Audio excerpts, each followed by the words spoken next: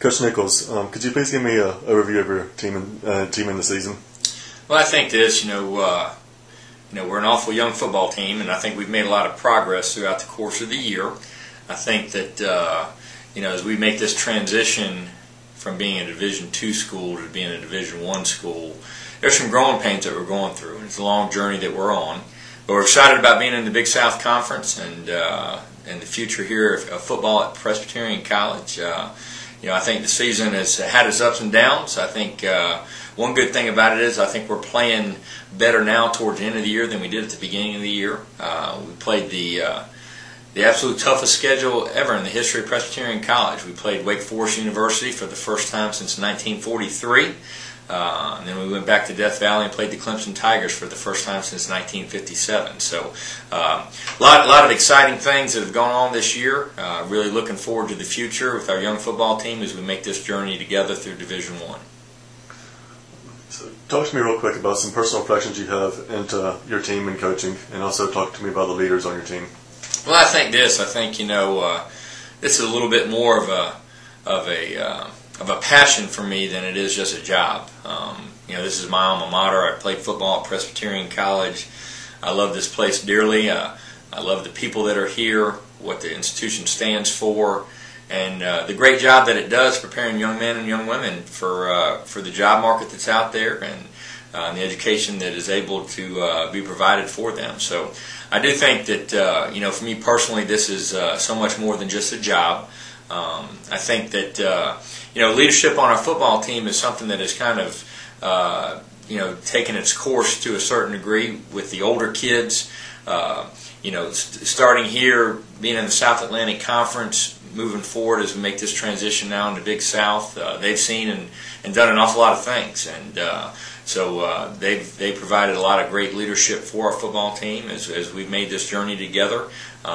It's kind of interesting, chemistry is such a big part of football and a football team, and it's been my job as the head coach to try to blend all that together, and it's been quite the journey, quite the job.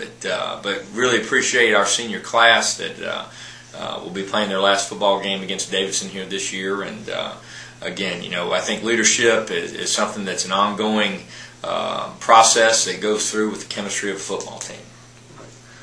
Can you go ahead and give me a story, just one story of your coaching career that you liked and that you reflect on and generally enjoyed? Well, I think when I was a young coach at Georgia Southern, we played the University of Georgia in 1992, and Frank Inman was the color analyst for the radio, and Coach Inman actually coached for Coach Vince Dooley at the University of Georgia and was a Presbyterian College graduate. Actually played football here back in the 40s. And I can remember being on the field in Sanford Stadium between the hedges down there in Athens, and I at the time was responsible for the specialists, the kickers and the holders and the snappers, and we went out there early on the field, and